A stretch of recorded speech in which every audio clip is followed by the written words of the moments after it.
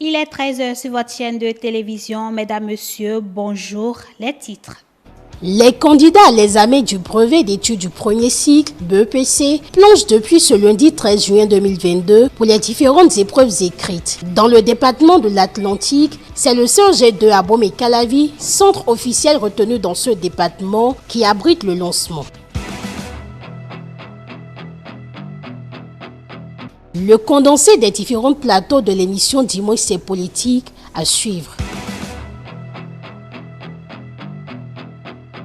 Des anciens conseillers de la Haute Autorité de l'Audiovisuel et de la Communication RAC se sont prononcés suite au décès de Théophile Nata, ancien président de la HAC. Leurs témoignages sont à suivre.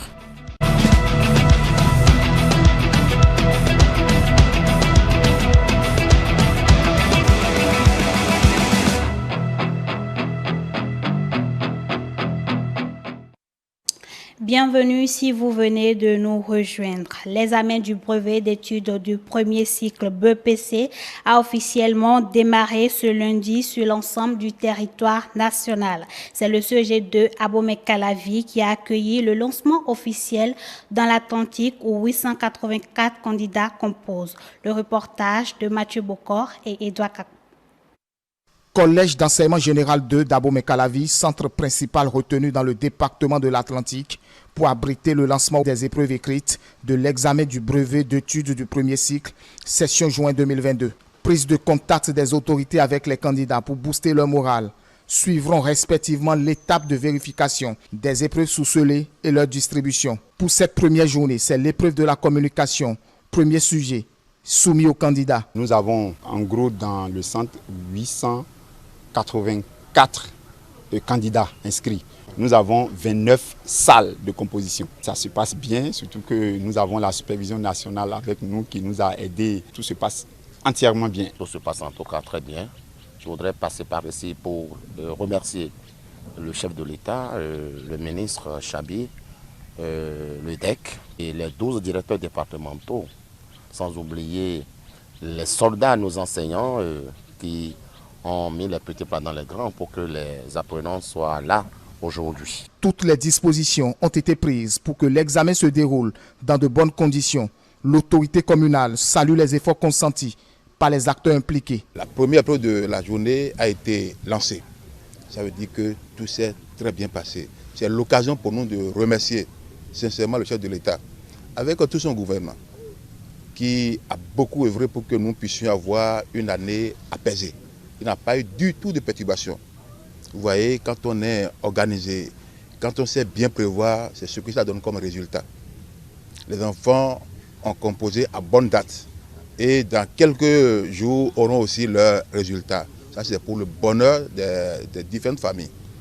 C'est l'occasion pour nous de saluer aussi les parents d'élèves qui ont joué leur partition pour que les enfants puissent se porter en de très bonne santé et venir composer.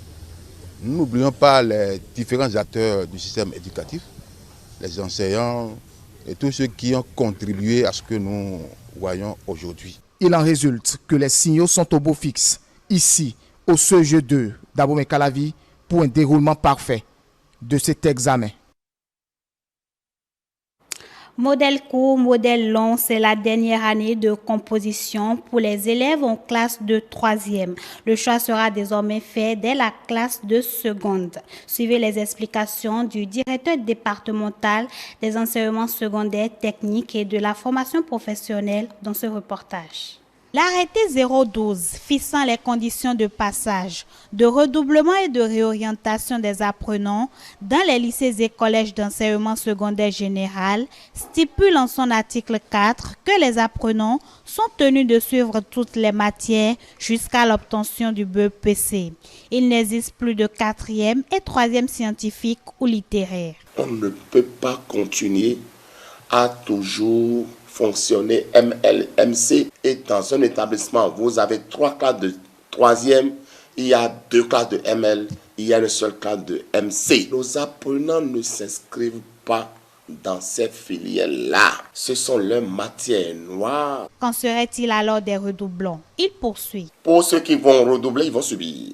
Ils seront obligés de subir parce que nous sommes en train de faire le dernier toilettage. Les parents n'ont donc pas de souci à se faire car cette décision est dans l'avantage des enfants. Je voudrais dire aux parents qu'il n'y a pas d'inquiétude à avoir. Les réformes qui interviennent dans le système éducatif permettent à notre pays de se développer. Ces réformes vont amener l'apprenant béninois à savoir que c'est la science qui est d'abord le socle du développement.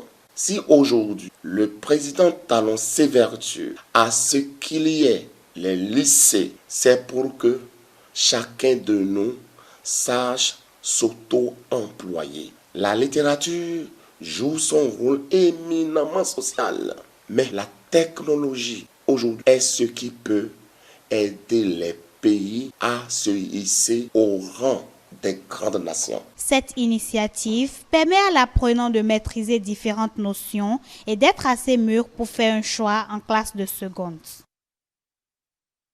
Je vous invite à présent à suivre le condensé des différents plateaux de votre émission Dimanche c'est politique de ce 12 juin 2022. Depuis le 26 mai 2022, le gouvernement a lancé une sensibilisation de 6 mois sur la réglementation du bruit en République du Bénin. À ce sujet, le plateau de l'entretien a reçu ce dimanche le directeur départemental Atlantique Littoral du cadre de vie, Rosaire Atolou. Pour lui, il s'agit d'une actualisation de loi vu l'ampleur de cette pollution. Le décret sur le bruit existe depuis 20 ans. Mais on a senti qu'il fallait actualiser ce texte. Donc c'est ce qui a été fait. Et ce n'est pas qu'il y a chevauchement de textes, non. La pollution sonore est la pollution qui vient en tête de tous les cas de pollution qui sont gérés tant au niveau de la police environnementale qu'au niveau de la brigade de la protection du littoral et de la lutte anti-pollution. Il faut préciser que la BPLP, la brigade de la protection du littoral et de la lutte anti-pollution, est un corps spécialisé de la police républicaine qui s'occupe également des questions de pollution. Alors, au niveau de cette brigade-là, par exemple, ces 3 dernières années, c'est près de 6000 plaintes, juste en ce qui concerne la pollution sonore. Rosaire Atolou a rappelé quelques innovations de ce décret. Les bruits intérieurs sont dorénavant réglementés. Aucun bruit ne doit excéder 70 décibels, même s'il est contenu dans une pièce. Pour faciliter l'application de ces nouvelles réglementations, les 6 mois servent donc de période d'adaptation pour les acteurs. Il clarifie qu'il ne s'agit donc pas d'une période de laisser aller. L'État a dit, je donne 6 mois. Je donne 6 mois pour que les gens puissent se conformer. Insonoriser un cadre, ce n'est pas facile. Donc, ce n'est pas parce que l'État a dit 6 mois que les gens disent, bon, basta, on peut faire du bruit comme... Non, si tu fais du bruit, on va t'interpeller. Pour conclure, Rosaire Atolou finit par la sensibilisation et invite tous les Béninois à comprendre l'intérêt de ce texte qui lutte contre le bruit, un tueur silencieux, dit-il. Le président Patrice Talon a échangé avec les ambassadeurs des pays membres de l'Union européenne et celui des États-Unis d'Amérique ce mercredi 8 juin à Cotonou. À cette rencontre, l'ancien président Nicéphore Dieudonné Soglo y a pris part. Est-ce une lueur d'espoir de réconciliation? Dans le duel de ce dimanche, les débatteurs répondent. Lorsque je vois le président Patrice Talon recevoir l'ancien président Nicéphore Soglo, je suis heureux et tout cela augure d'un avenir radieux pour notre pays, pour un climat de paix. C'est rassurant.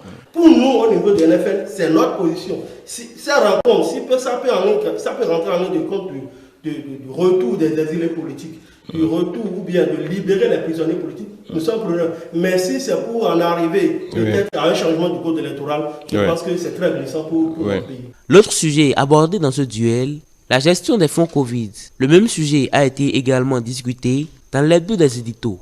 Qu'ont été réellement des fonds Covid? Le rapport de la Cour des comptes qui évoquerait de décembre 2021 à mars 2022 quelques irrégularités dans la gestion de plus de 385 milliards de francs CFA. Les analyses des confrères sur le plateau sont distinctes. La polémique aujourd'hui sur un rapport définitif ou non définitif, pour moi, n'existe pas. Parce qu'en dehors de ce sur quoi les gens font la polémique, c'est peut-être sur les 300 et quelques milliards. En dehors de cela, le rapport n'a pas relevé que des fonds. Le rapport a parlé également de ceux dont j'ai parlé, de personnes bénéficiaires qui malheureusement, et aussi des secteurs économiques ou bien ces secteurs productifs qui n'ont pas pu être pris en charge. Surtout sur le plan sanitaire, des appuis sont arrivés. Et le gouvernement, chaque fois, on a vu le ministre de la Santé sortir et surtout envoyer des enquêteurs sur le terrain pour aller suivre comment les fonds sont gérés. Donc je suis surpris aujourd'hui qu'on dise que certains n'en ont pas eu droit, mais c'est quand même étonnant. Ce qui s'est fait à l'ADA, il fallait faire un tour là-bas pour voir. Attention, l'oxygène, par exemple, ce qui est dépensé pour venir à bout de ce besoin crucial auquel ont eu droit les malades, on sait combien ça a coûté. Mais on n'en a pas fait cas. Le moment maintenant, c'est qu'on devrait s'attendre à ce qu'on ait un rapport plus détaillé. Et c'est en ce moment maintenant que nous pouvons citer parce que, qu'on le veuille ou non, aujourd'hui, on devrait porter les gants parce qu'on n'a pas une idée claire de ce qui se passe. On a des chiffres qui sont là. On ne sait pas si même les chiffres, si c'est réellement des vrais chiffres. Donc, on attend vraiment les jours à venir. Franchement, quand c'est venu, je dis, voilà une information, c'est vrai, c'est la Cour des comptes, c'est peut-être crédible, mais j'attends vraiment les détails. Autre sujet évoqué ce dimanche, la défaite successive des écureuils et la visite de Macky Sall à Poutine et à Macron. Des témoignages continuent de se faire enregistrer suite à la disparition de l'ancien président de la HAC, Théophile Nata. Dans l'élément qui va suivre, les anciens conseillers à la HAC, Joseph Oguchi et Victorin Agbonon, nous relatent les souvenirs qu'ils gardent des valeurs de l'illustre disparu. Ils sont au micro de Aziz Adam Soulé et Estelle Vichuaido. C'est vrai que ça fait quelques mois que je n'ai pas eu de ces nouvelles, mais je savais qu'il était un peu souffrant, puisque la dernière fois que je l'ai rencontré, on s'est rencontré au CNHU. Ça m'a surpris, sa mort, même si tout homme est mortel et que la mort attend tout le monde. C'est une perte pour la nation. Et c'est un homme qui exprime le respect à travers d'abord sa sérénité, et le respect à travers le sérieux qu'il met à tout. Il ne rit pas beaucoup et quand il rit, ça fait plaisir. Il travaillait beaucoup. C'est un monsieur qui fait une amitié autour de lui. Sur le plan humain, sur le plan professionnel, alors là, vous travaillez avec le président Théophile Nata, vous vous formez, vous apprenez, vous avez du plaisir à travailler avec lui. Il était bon et bien. Tous les voyages qu'il a fait quand on était à la RAC, me faisaient l'honneur de l'accompagner parce que j'étais chargé des relations publiques. Quand vous êtes en mission, vous avez quelqu'un qui se préoccupe de vous, non pas parce qu'il veut fouiner, mais il veut vous mettre à l'aise. Et vous êtes aussi fiers d'être avec lui parce que la plupart des pays qu'on a fait, les délégations, tout le monde lui confère une certaine confiance, considération. Il sait défendre les dossiers sans faire du bruit. Je n'ai jamais vu pendant 5 ans le président Théophile Nata hausser le ton. Quand bien même nous avons eu des moments difficiles, il prenait tout avec beaucoup de sérénité, beaucoup de calme. Le président Nata, paix à son âme, c'est un homme du consensus. Vous savez, nous sommes 9 conseillers. Il y a des moments où il y a 4-4 et c'est lui qui doit trancher. Et qui ne tranche pas, donc on doit toujours chercher le consensus. Ce qui m'a marqué, c'est grâce à lui que nous avons installé le nouveau monitoring de la HAC. C'est un système marocains. Nous sommes allés avec lui négocier auprès des Marocains. Ils sont venus nous installer le même système que les Marocains ont installé en Belgique. Parce que c'est déjà chez eux. C'est grâce à lui que nous avons ce système-là qui permet à la HAC de suivre toutes les radios sans bouger, toutes les télévisions. La dernière fois que je l'ai vu, je voudrais postuler à un poste. J'ai été prendre sa recommandation. Bon, ça date de 3 ans. Et après ça, on s'est revu 1 ou 2 fois. C'était aussi un CNHU. Le souvenir que je garde de lui, c'est de rêver de continuer à travailler avec quelqu'un comme ça. Et sur le plan intellectuel, alors là, Théophile Nata, il a beaucoup à donner. Il est beaucoup cultivé. D'abord, c'est un enseignant. Et sur le plan religieux, alors là, le président Théophile Nata, il est un bon chrétien. Il est un bon chrétien et on le voit dans son comportement quotidien. Toutes les missions qu'on doit faire, il n'a jamais rien fait seul. Il vous accompagne et s'il arrivait qu'il fasse quelque chose, c'est de son plein droit, mais il vous rend compte. Votre comportement, votre gestion, votre moralité vous impose à vos collaborateurs. Je me souviens quand le président Théophile Nata devait quitter la HAC, le personnel que nous laissions pour partir, ils l'ont applaudi jusqu'à sa voiture. Il a été applaudi, salué, ovationné.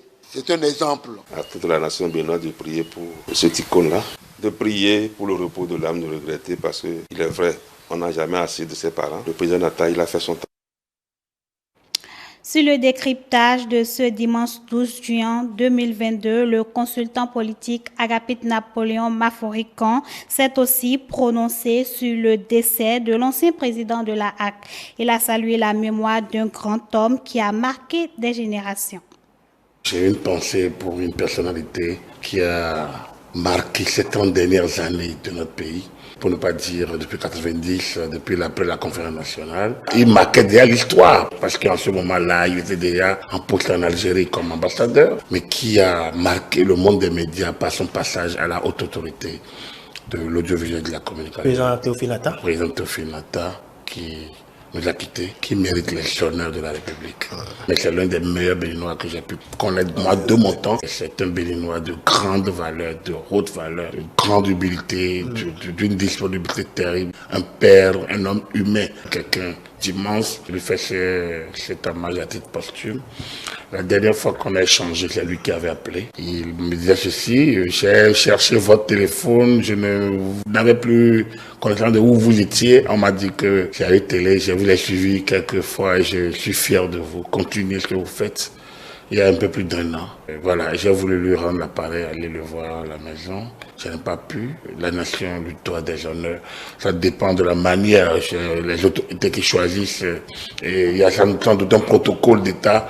Mais je pense qu'au niveau de la HAC, on doit pouvoir le faire. Au niveau de l'Assemblée nationale, dont il était vice-président, on doit pouvoir le faire. Et j'avoue que j'ai gardé de cette 4e mandature très bon souvenir, parce qu'il y avait à sa tête un certain Théophile Nata. Quelqu'un qui était ambassadeur, ministre, député, vice-président de l'Assemblée, président de la HAC, c'est pas n'importe qui.